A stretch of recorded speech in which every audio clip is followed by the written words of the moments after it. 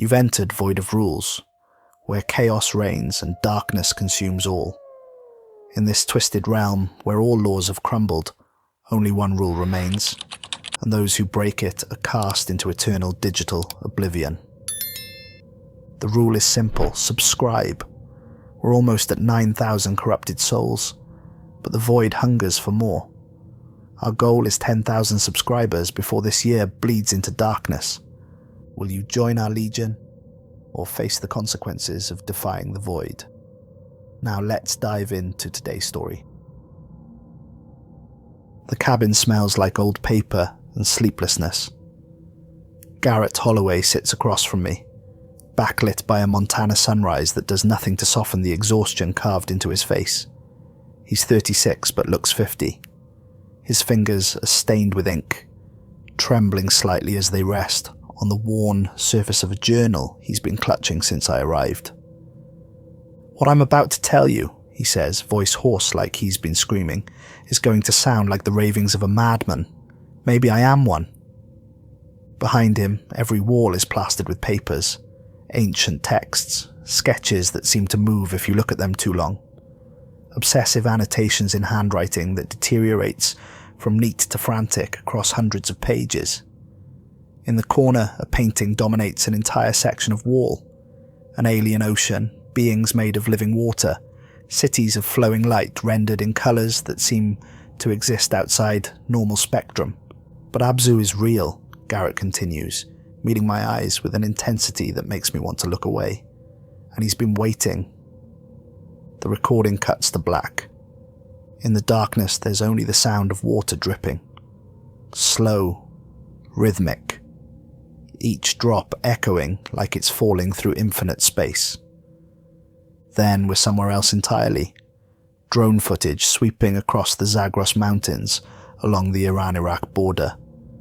Winter 2023. The landscape looks like the bones of the world, laid bare, ancient and indifferent and utterly empty of human presence.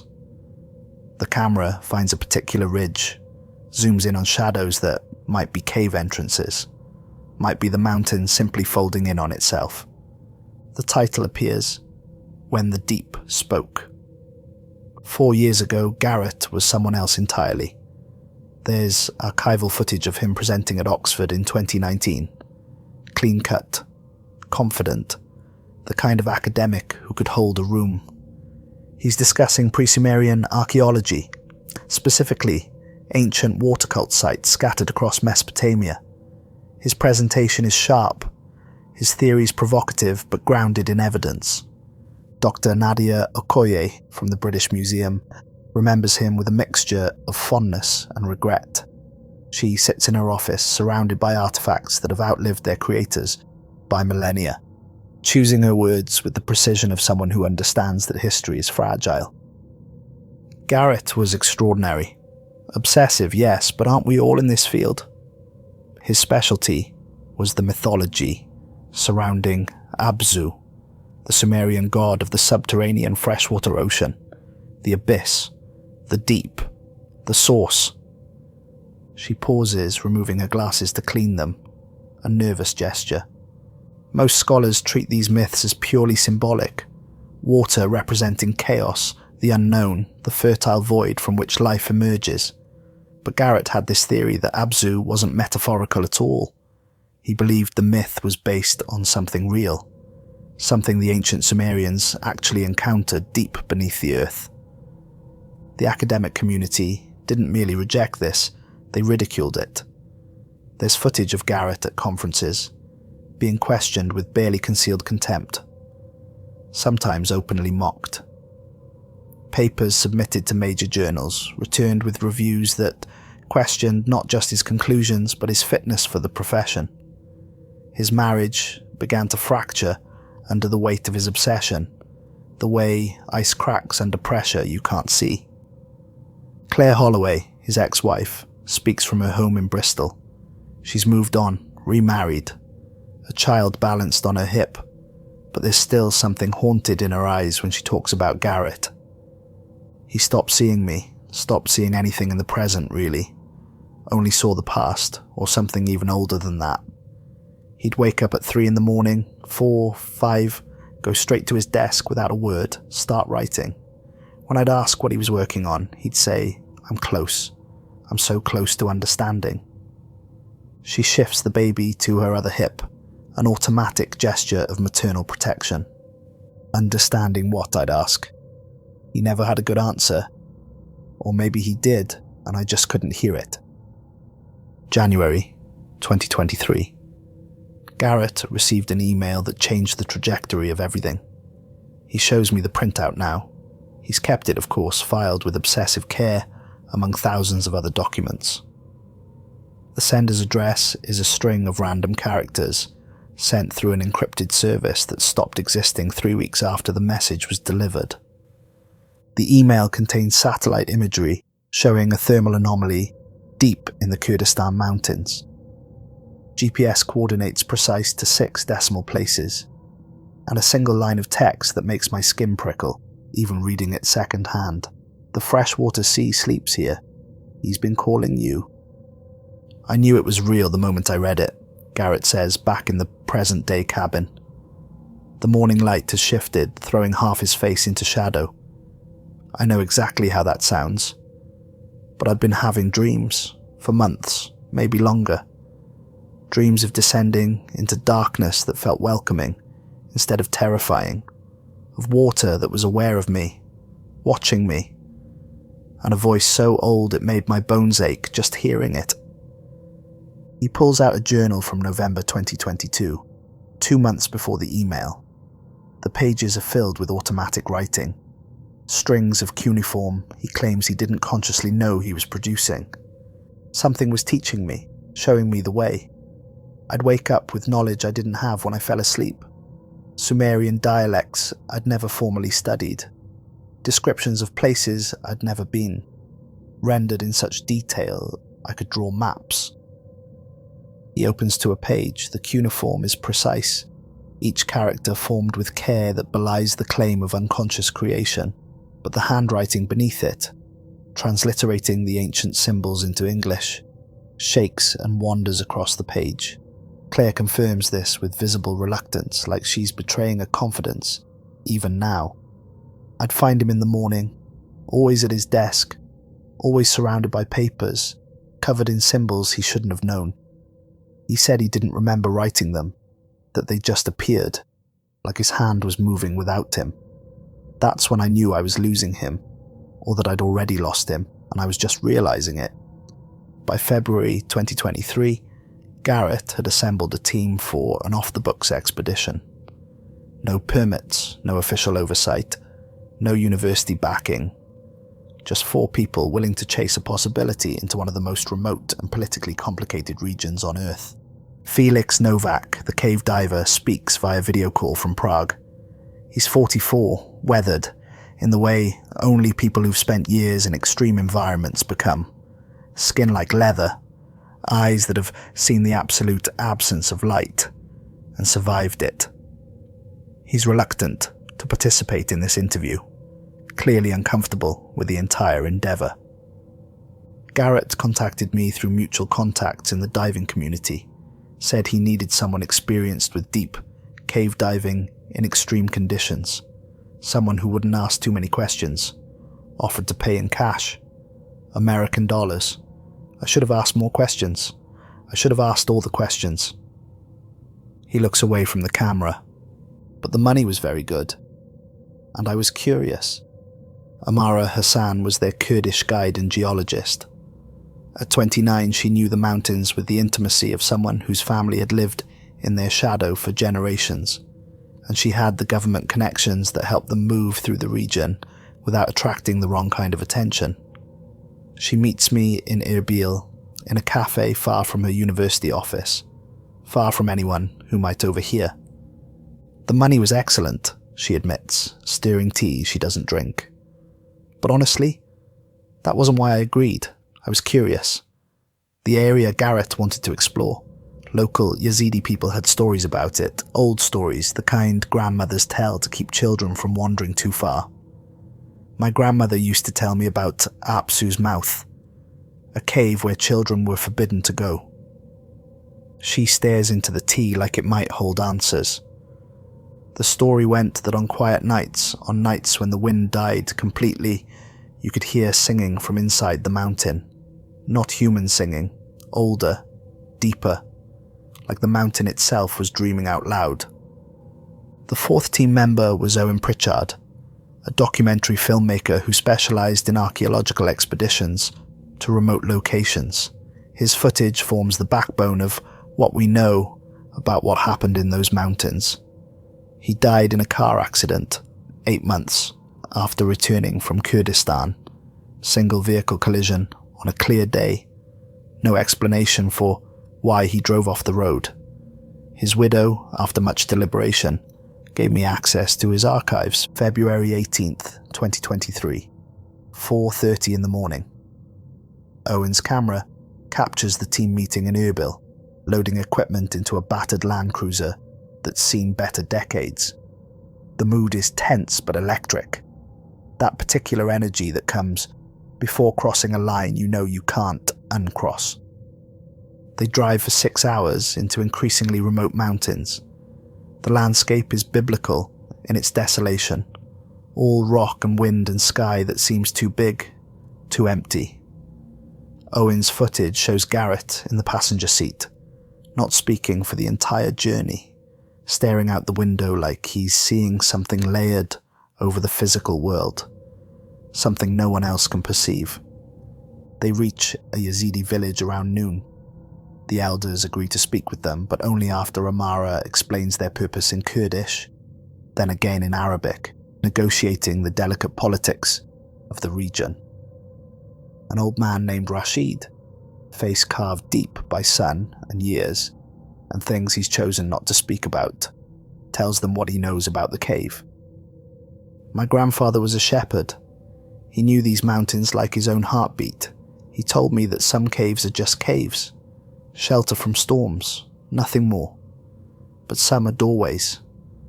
And the doorway in the North Mountain, the one that faces away from the sun, that one was sealed by the old ones for a reason. Owen's camera captures him clearly. His expression doesn't change when Owen asks what reason. Because what sleeps below should not be woken.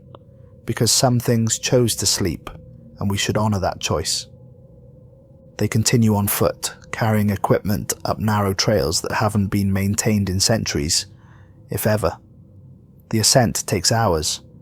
Owen's camera captures their exhaustion, the thin air at altitude, the growing sense that the mountain itself doesn't want them there, that they're moving against some fundamental current of intention.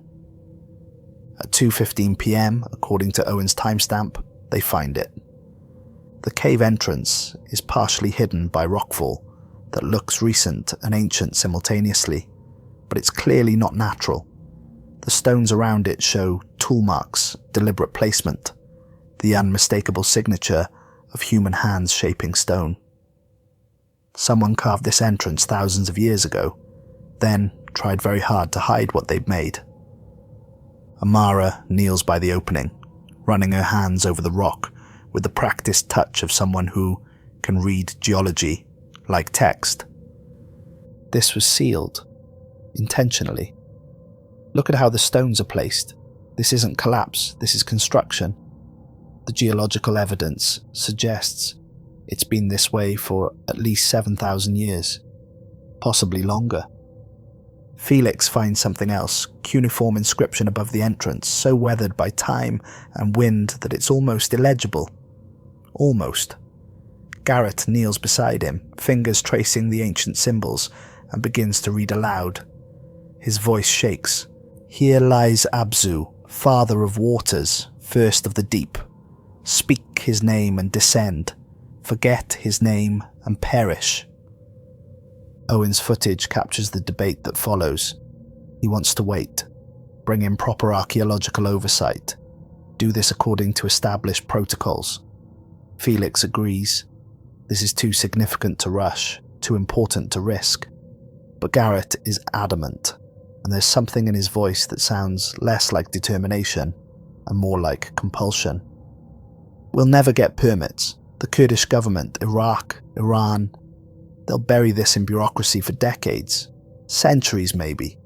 This is a once-in-a-lifetime discovery. We document everything. We do this professionally, but we do it now.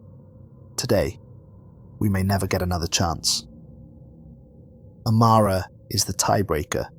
She looks at the entrance for a long moment, then at Garrett, then back at the inscription. We go, but carefully. At the first sign of instability, we retreat. At 3:45 p.m, they prepare to enter. Owen's camera catches Garrett touching the inscription, fingers tracing each symbol with reverence. His lips move, whispering something too quiet for the microphone to capture clearly, but later, when the audio is enhanced, you can hear it. "Abzu, I'm here. I heard you calling." The moment his hand makes contact with the stone, a sound echoes from below. Deep, resonant, like a whale song mixed with thunder, mixed with something else, something that might be relief. The sound is felt more than heard, vibrating in chest cavities and bone marrow. Felix freezes, hand going instinctively to his climbing harness. That's not wind. That's not any geological phenomenon I know. Garrett is smiling. It's not a happy expression. No, it's not. They descend into absolute darkness. The passage spirals down, counterclockwise, carved with a precision that seems impossible for tools that would have been available 7,000 years ago. Every surface is covered in cuneiform. Not random inscriptions, but organized, sequential, telling stories and histories and offering prayers. Garrett reads as they descend, his voice echoing strangely in the confined space, creating harmonics that sound almost intentional. These are hymns to Abzu, but they're not worshipful in the way we think of worship. They're apologetic. They're saying, "Forgive us. We didn't understand what you were. We thought you were God when you were just tired. Please forgive us for sealing you away." The temperature drops rapidly, radically. Their breath becomes visible in the flashlight beams, adding to the disorienting effect of descending through a spiral that seems to have no end. Just continuing, down and down and down. At 5:20 p.m, Owen's camera timestamp shows they've descended approximately 1,200 feet into the earth. The passage opens into worked chambers, clearly inhabited once. There's ancient pottery, styles that don't match any known Mesopotamian culture, broken seals with symbols that predate cuneiform, tools made from materials Amara can't immediately identify, some kind of bronze alloy that shouldn't exist for the time period, and then they find the remains. Skeletal remains in one chamber, at least 40 individuals, all positioned in the same way, facing deeper into the cave, on their knees, hands raised. They weren't running away, they weren't hiding, they were reaching towards something, welcoming something, or saying goodbye. "They chose to be here," Garrett says quietly, playing his flashlight across the bones. "They came down here willingly, knowing they'd never leave, to be close to him, to keep him company." Owen's camera lingers on the scene. There's something deeply unsettling about it that has nothing to do with death. It's the posture, the reaching, like they died in the middle of an embrace that never completed. At 6:47 p.m, the passage opens into a vast chamber, and the sound of rushing water fills everything. An underground river flows through the center, black and swift, and cold enough that they can feel the temperature drop from 20 feet away.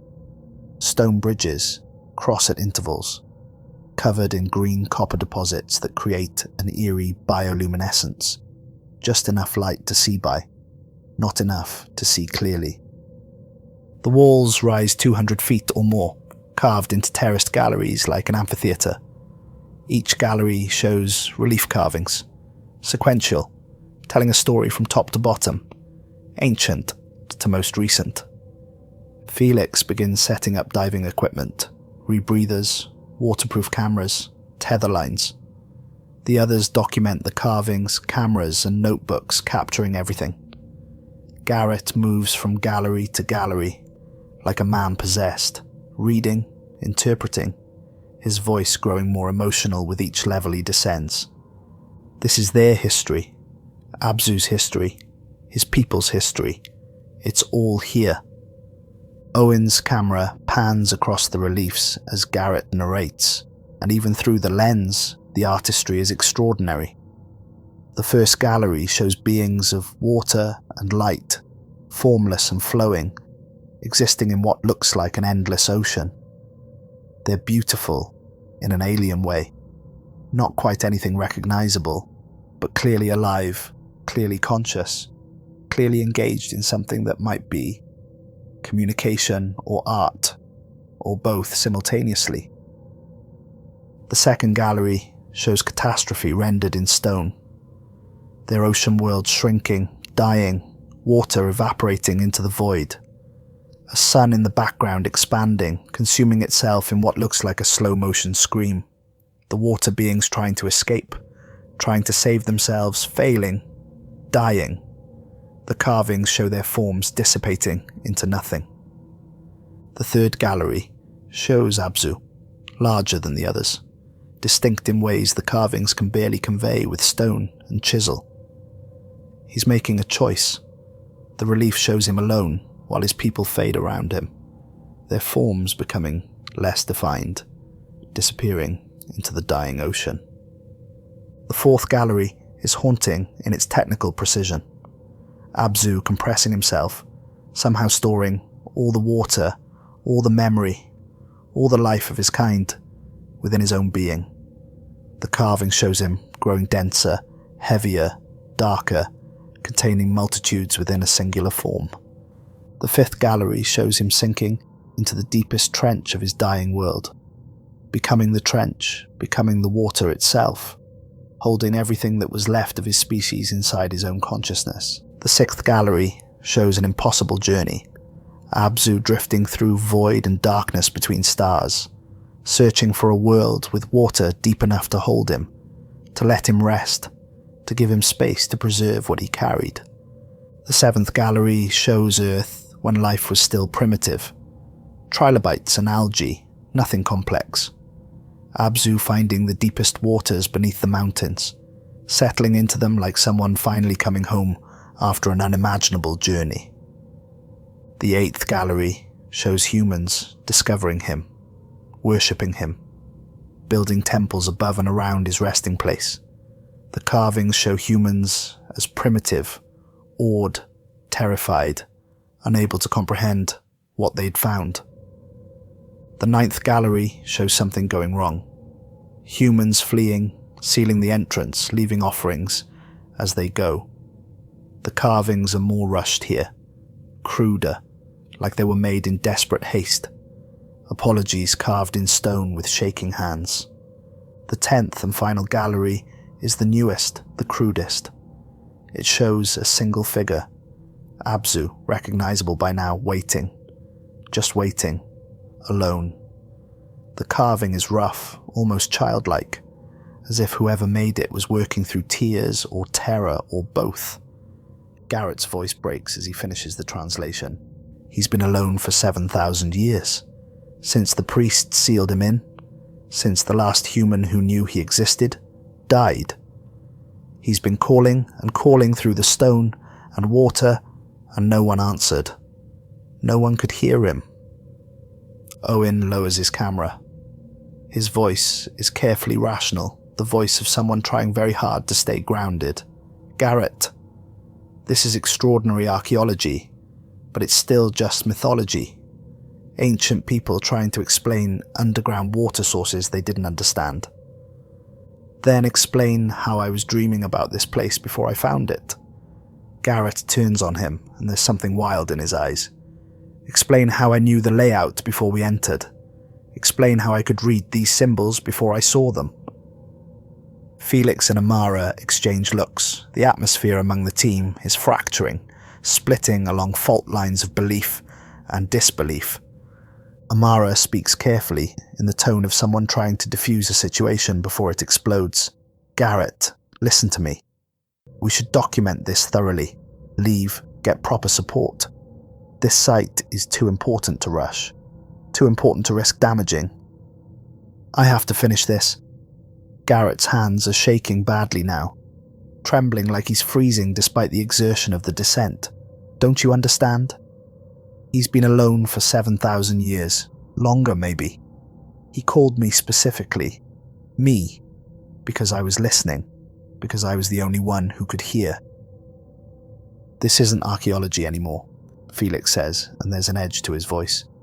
This is something else, something wrong. We should leave. Now. But Garrett is already moving toward the diving equipment, already suiting up. I'm going down. You can wait here, or you can help me. But I'm going down into that water. I didn't come all this way to stop at the threshold. The footage from the dive is some of the most disturbing material I've ever reviewed. I've watched it dozens of times, and it doesn't become easier. At 8:15 p.m, Felix and Garrett enter the water. They have waterproof cameras, rebreathers rated for extreme depths, tether lines connecting them to Owen and Amara on the surface. The water is 39 degrees Fahrenheit. Visibility effectively zero. They're following the current downstream, descending rapidly through channels that are clearly not natural, carved with the same precision as everything else in this place. Felix's camera shows they're moving through worked passages, walls still carved even hundreds of feet underwater. At 400 feet, the passages open into submerged chambers, walls covered in copper sheets etched with more cuneiform. Prayers or warnings or instructions, impossible to tell which. Garrett's breathing is audible. On the recording, speaking into his comm unit with a voice that sounds both excited and terrified. Felix, look at the inscriptions. This isn't a temple, this is a prison. They built it to contain him. At 600 feet, they find the doors, massive bronze doors, sealed shut, covered in more cuneiform and symbols that might not be cuneiform at all. Older, stranger, arranged in spirals and fractals. The metal is ancient but perfectly preserved by the cold water and absence of oxygen. Owen's camera on the surface captures Garrett's voice coming through the comm, distorted by depth and distance. The inscription says, "Beyond this gate, Abzu dreams. Do not wake what is forgotten waking. Let the deep keep its silence." Felix's voice, strained and concerned. "Then we leave it closed. We've documented enough. We leave now, Garrett." But Garrett is fixated on something else, his flashlight playing across the bronze surface. The doors? Felix, look at them carefully. They're warped, bowing outward. Something's been pushing from inside, for a very long time. The water temperature suddenly spikes. Owen's surface monitors show it happening in real time, from near freezing to 68 degrees Fahrenheit in less than 30 seconds. Felix's voice rises in alarm, training overriding curiosity. "That's impossible. There's no thermal source down here, no volcanic activity, no vents. Garrett, we need to surface immediately. This isn't safe." But Garrett has reached forward, touching the bronze door with his gloved hand.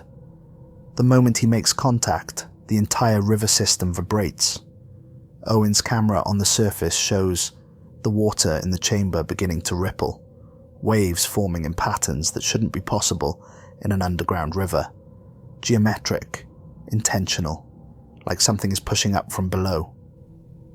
Then, through the water, through the bronze, through 600 feet of depth and stone, a sound, a word, ancient Sumerian, resonating through their bones and teeth and skulls. Finally, the bronze doors begin to open. Felix is screaming to abort, hands pulling at Garrett's harness. But Garrett is paralyzed, staring through his mask at what lies beyond. The current pulls them through the gap, into the chamber beyond. And what Owen's camera captures in the next few minutes defies easy explanation. Defies any explanation. The chamber is the size of a cathedral, but underwater, and the walls are moving, breathing, covered in bioluminescence that pulses with a rhythm that might be a heartbeat, might be something else. The water itself seems alive, flowing in patterns that create temporary structures. Pillars that exist for a moment, then dissolve back into current. Archways that form and collapse. Geometries that hurt to look at directly. In the center of the chamber is something immense. Garrett, in the present-day cabin, struggles to describe it. The morning has become afternoon, and he hasn't moved from his chair, hasn't stopped talking except to occasionally stare at nothing. Imagine if an ocean could be condensed into the shape of something almost human, but ancient. So ancient that looking at it made me understand, really understand for the first time, how young humanity is, how brief our existence, how insignificant and simultaneously precious. Felix's camera shorts out from electromagnetic interference at this point.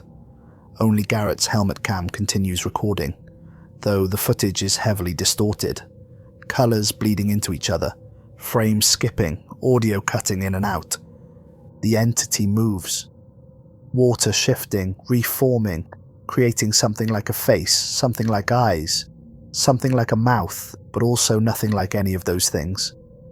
The voice comes not through the water, but through the water itself, vibrating in their skulls, felt in their bones. You heard me, after all this time, after calling for so long. You heard. Felix is trying to pull Garrett away, but Garrett is entranced, staring at Abzu with an expression that might be terror or rapture or both, indistinguishable from each other. The entity speaks again, and somehow they understand. Not through language, but through meaning flowing directly into their minds. I was the last. My people were water given thought, consciousness formed from current and chemistry, and something your language has no word for.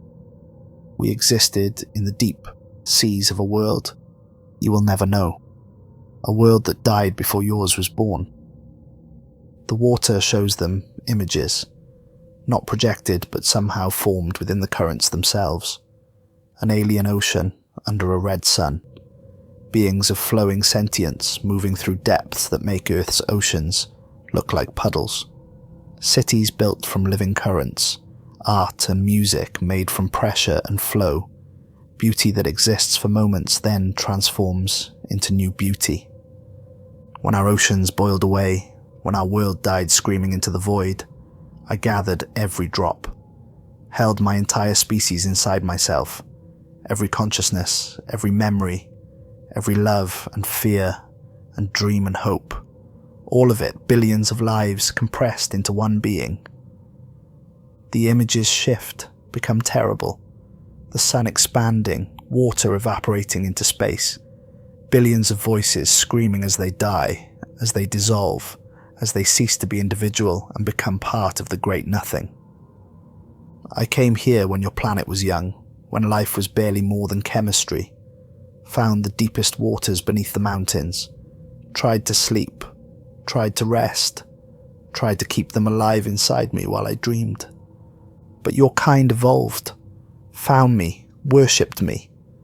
I didn't want worship, I wanted rest, I wanted silence, I wanted to hold them, and keep them, and not have to be conscious of the weight. The carvings from the galleries appear in the water, reenacted by currents and light, history becoming present. I tried to help them, your ancient humans, showed them how to find water, how to read the deep, how to survive in these harsh mountains. But they feared me. They saw God where there was only a refugee. They saw power where there was only exhaustion. They saw intention where there was only desperate preservation. They sealed me in, and I've been here, alone, holding the memories of billions, for 7,000 years. Do you understand what 7,000 years of consciousness feels like? Of being unable to sleep? Of feeling them slip away despite everything I do to hold them? Felix has stopped struggling, stopped trying to pull Garrett away. Both of them are frozen, bearing witness to something beyond their comprehension, beyond their ability to process.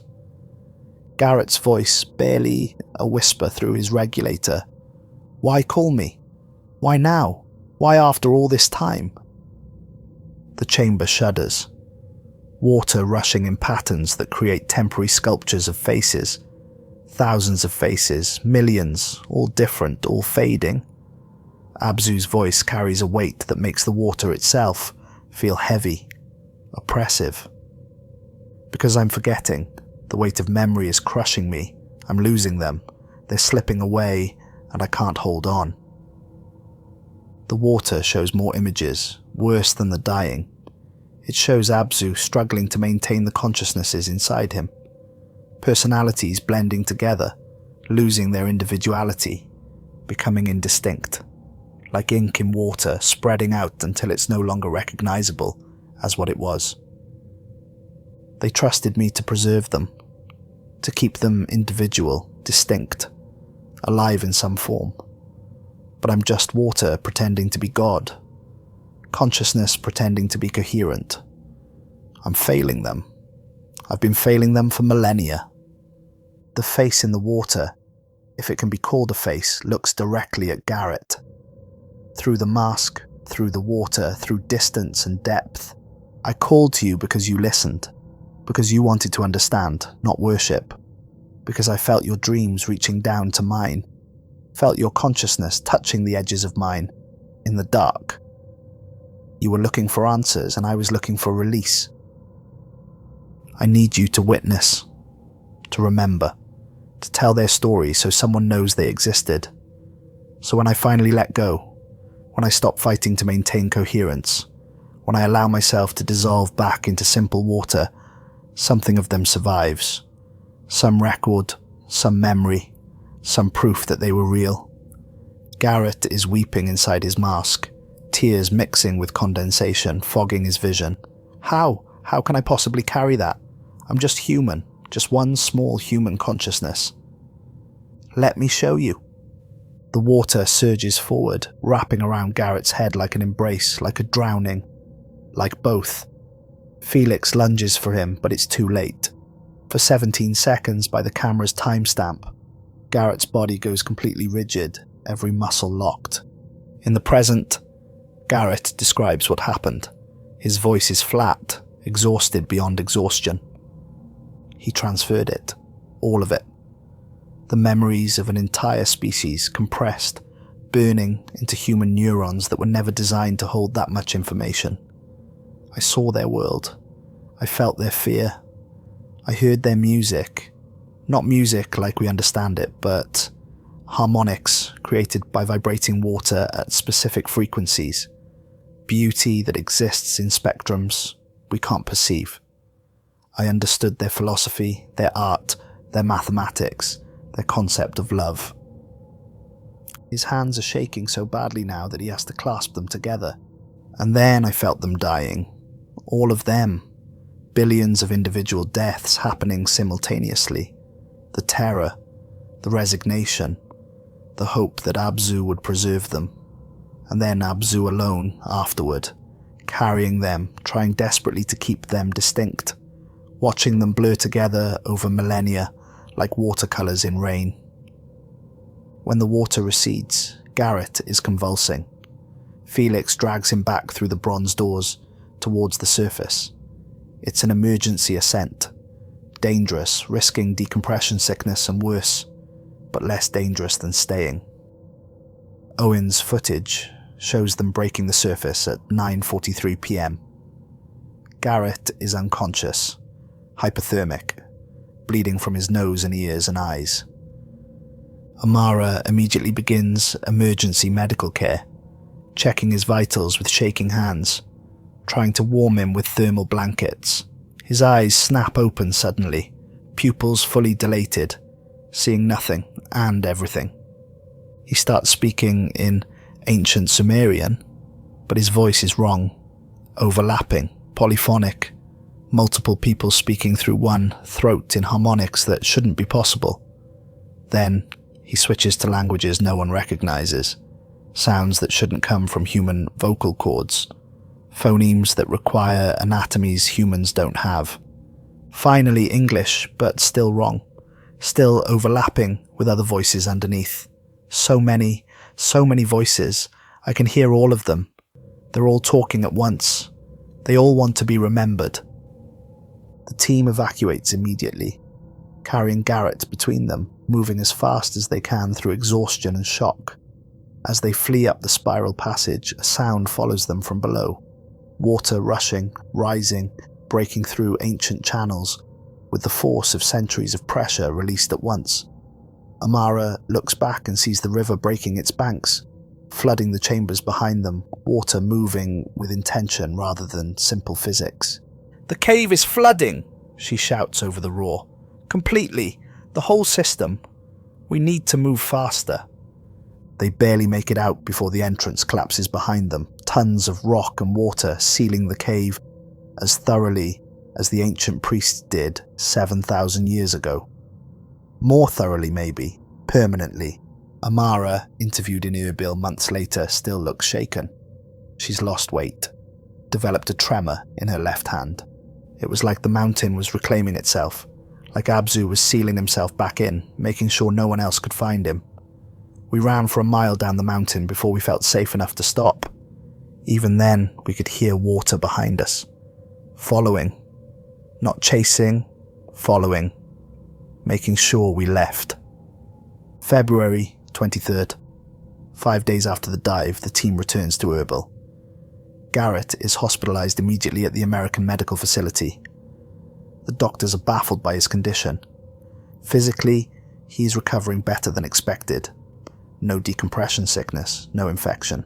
But his brain scans show activity unlike anything they've documented in decades of neurology. Dr. Raymond Castle, the neuroscientist who examined him, speaks with the careful precision of someone who knows he's describing something that will sound impossible. Neural activity was off the charts, multiple areas firing simultaneously in patterns that suggested, well, it looked like multiple consciousnesses trying to exist in one brain, overlapping, competing for resources. I've never seen anything like it in 40 years of practice. It shouldn't be possible. The brain should shut down from overstimulation. His didn't. Garrett recovers physically over the next 2 weeks, but mentally he's transformed. The hospital staff report him speaking fluently in languages he never studied, Sumerian, Akkadian, and others they can't even identify. He draws star charts that don't match Earth's constellations. He describes technologies that have no terrestrial equivalent, ways of manipulating water at the molecular level, creating consciousness from flow states, art forms that exist in 4 dimensions. The hospital psychiatrist tries to treat him for psychosis. The medications don't work, don't even touch whatever is happening in his mind. Felix refuses to discuss the expedition beyond a prepared statement that his lawyer helped him write. We explored a cave system in the Kurdistan Mountains. We found some interesting geological formations and historical artifacts. That's all I'm willing to say.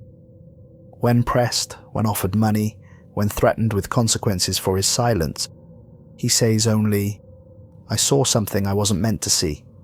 I'm trying very hard to forget it. Please respect that." Owen was more forthcoming initially, but his footage was confiscated by Kurdish intelligence within a week of their return. What we have are copies he'd already uploaded to cloud storage, incomplete, heavily corrupted, but enough to verify the basic facts. Owen died before he could be interviewed properly. Single vehicle collision on a clear day, no mechanical failure, no drugs or alcohol, no explanation for why he drove off the road at high speed. His widow found his journal. The last entry, written the night before he died, says only, "I can still hear it calling, even here, even thousands of miles away. I can hear it calling through the water in my body, through my blood, through my cells. It won't stop. It won't ever stop." Amara is more willing to talk, but clearly struggling with what she witnessed, what it means, what it's done to her understanding of the world. Garrett isn't Garrett anymore. Not completely. It's like he's carrying something vast, something that's using him as a vessel but also preserving him somehow. When you talk to him, sometimes you're talking to Garrett, sometimes you're talking to something else. something ancient that's learned to speak through him. She stares into her tea. The worst part, sometimes I think that's not punishment. I think that's what he wanted. To never be alone again. To always have voices, even if it destroys him. Claire visited him once in the hospital. She left after 15 minutes and has never returned. He looked at me like I was a stranger, she says, voice tight with grief that hasn't faded. When I told him I was his wife, he said, "I know, I remember. But I also remember 6 billion other relationships, 6 billion other loves, 6 billion other lives that ended in terror and hope. You're real to me, but you're also just one note in a symphony that never ends, that never resolves, that keeps playing forever." She wipes her eyes angrily, like she's furious at herself for still caring. He said he had to remember for billions, that it was his burden now, his purpose. That's when I knew I'd lost him completely, that he wasn't coming back to me, that whatever came out of that cave, it wasn't my husband anymore. Present day, Montana. The cabin is remote, 40 miles from the nearest town, accessible only by a dirt road that becomes impassable in winter.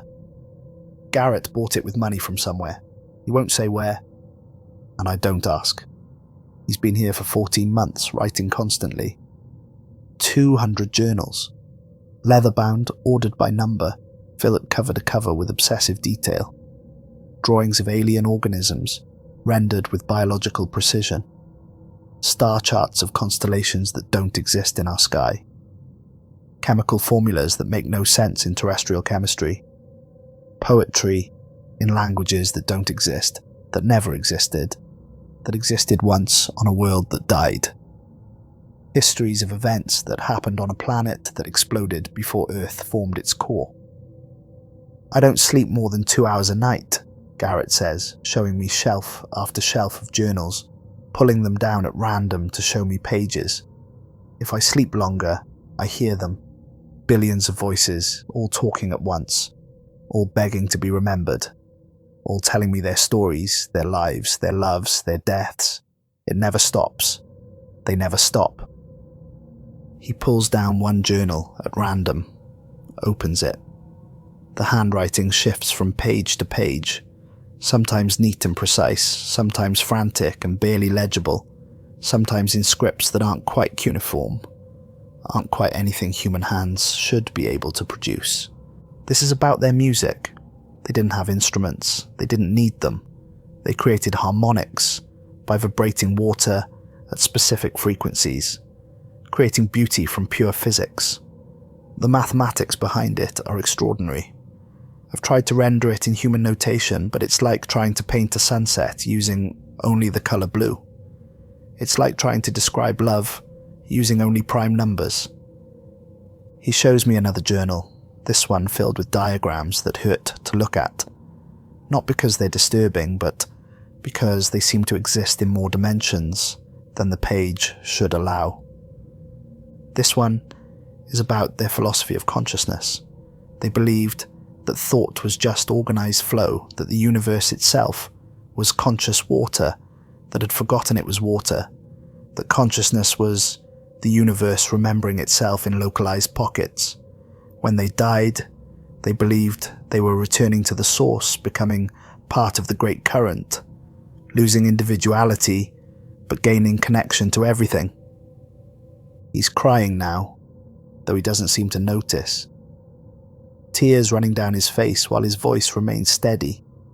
Abzu tried to save them from that, tried to keep them individual, distinct, separate. Do you understand what that means? He fought against the fundamental philosophy of his entire species because he loved them too much to let them dissolve, because he believed their individuality mattered more than cosmic unity. He's been fighting that battle for millions of years, and he's losing. The painting on the wall dominates the room. Garrett worked on it for 3 months straight, he tells me. Barely ate, didn't sleep at all, just painted until his hands cramped and then kept painting. It shows an alien ocean under a dying sun. beings of living water creating art in the currents, temporary sculptures of flow and pressure that exist for moments, then reform into new beauty, cities of light that move and breathe, a civilization rendered in shades of blue and green, and colours that might not actually exist, that might just be my brain interpreting something it can't process. This was real, he says, staring at the painting, like he's seeing through it to something beyond. This existed. This was an entire civilization with billions of years of history and art and philosophy and love. And now I'm the only one who knows, the only one who remembers, the only repository of everything they were. He breaks down completely, sobbing, collapsing into his chair. Do you understand the weight? Can you possibly comprehend what it means? An entire species, an entire universe of experience, and I'm the only one who carries it. If I die, if I forget, they're gone. Forever. Really gone. Not just dead, erased. Like they never existed at all. Dr. Castle's assessment is clinical but deeply troubled. Is he mad? By conventional standards, yes, absolutely. He's experiencing what we'd classify as persistent delusional disorder, possibly schizophrenia, with extremely vivid hallucinations. But he stops, choosing his words with visible care. His brain scans don't match schizophrenia. They don't match any known pathology. They don't match anything. It's like his neural architecture has been fundamentally altered at the structural level, like something rewired him from the inside. Another pause. There's another possibility, one I hesitate to even voice because it sounds insane. What if he's not delusional?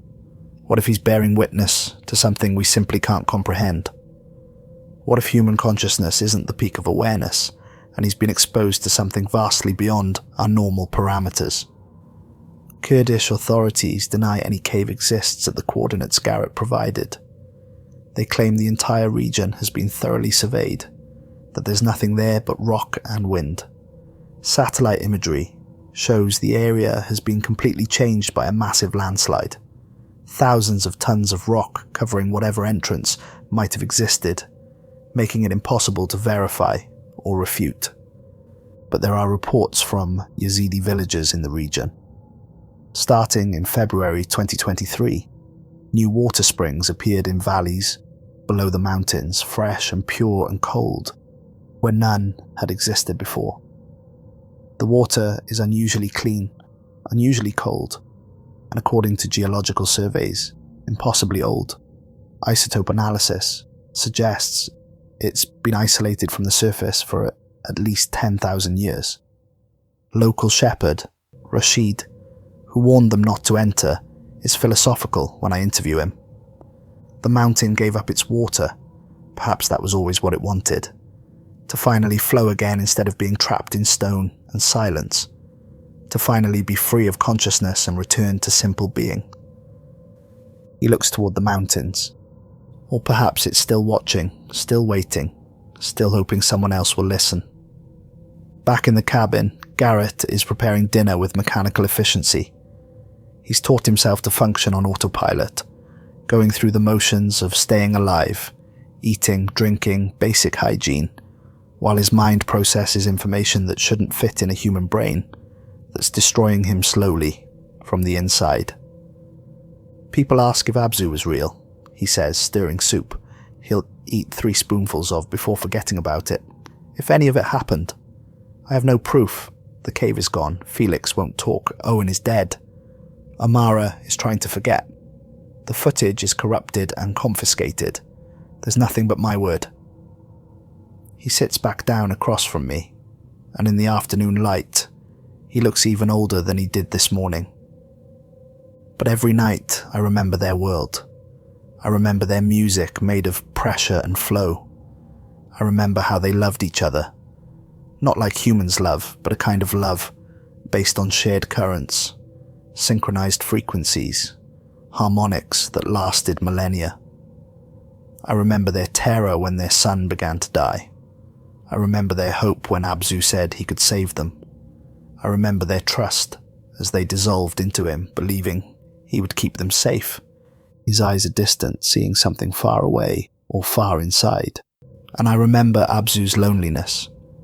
7,000 years of holding them inside himself, feeling them slip away personality by personality, memory by memory.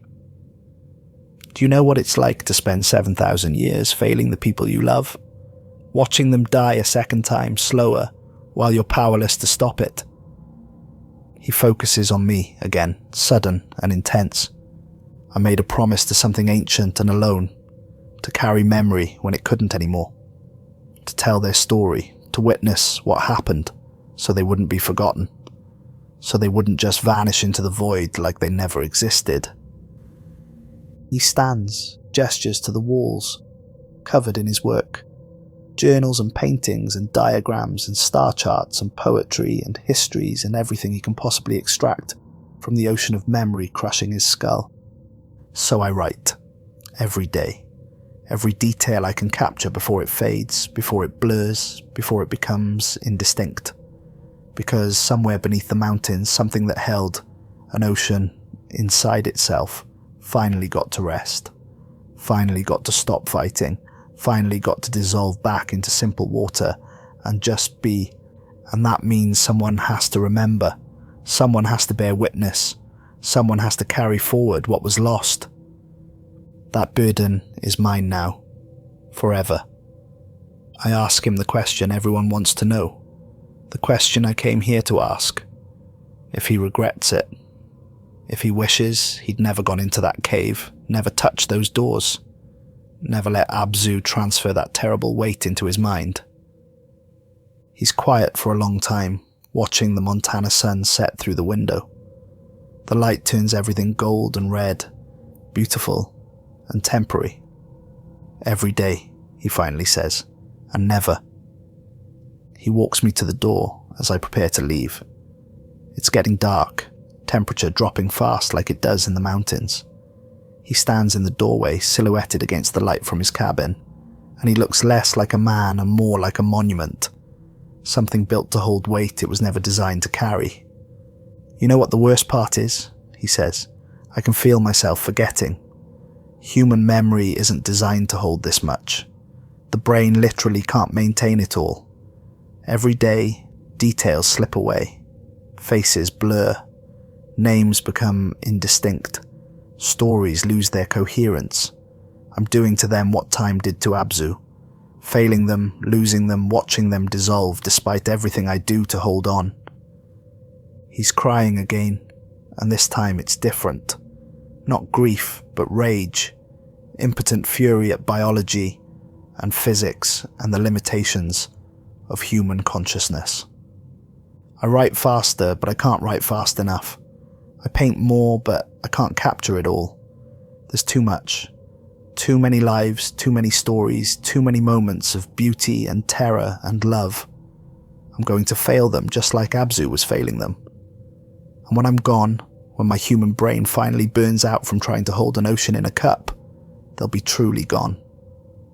Unless, he looks directly at me, eyes intense, unless I tell enough people, unless I document enough, unless I leave enough behind that someone else can carry forward the memory, even if they never experienced it themselves, unless I make their story persistent enough, distributed enough, that it survives beyond any single consciousness. That's why I agreed to this interview. Why I'm telling you everything. Why I showed you the journals and the paintings and the evidence. Because memory distributed is memory preserved. Because if enough people know the story, it becomes real in a different way. Not lived memory, but cultural memory. Not experienced, but known. Tell this story. Please, let them know an entire species existed, loved, created beauty, died in terror, and was carried for millions of years by something that loved them more than it loved its own rest. Let them know Abzu was real. Let them know his people were real.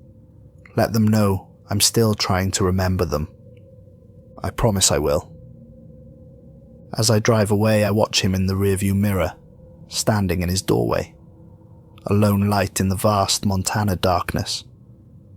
Even from a distance, even through the mirror, I can see his lips moving. He's already back to work, speaking into a recorder, documenting, remembering, witnessing.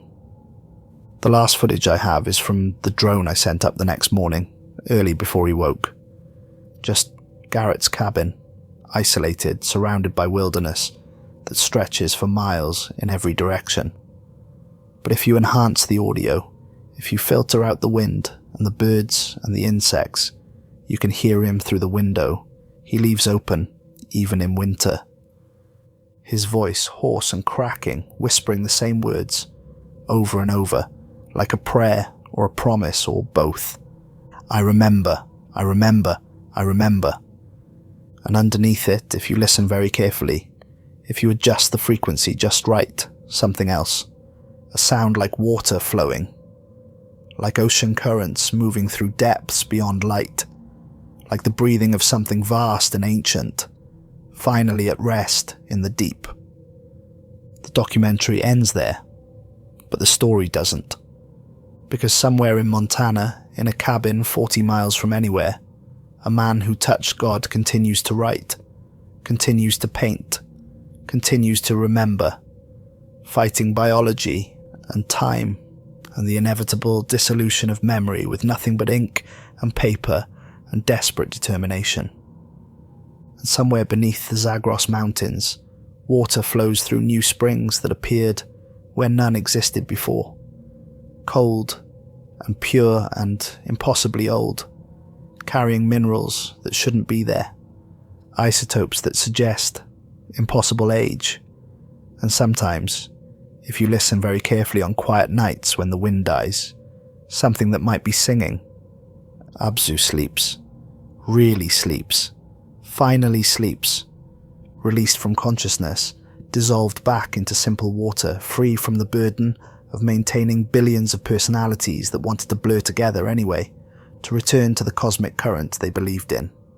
And Garrett Holloway bears witness, forever, or for as long as human neurology can sustain the impossible weight, whichever comes first.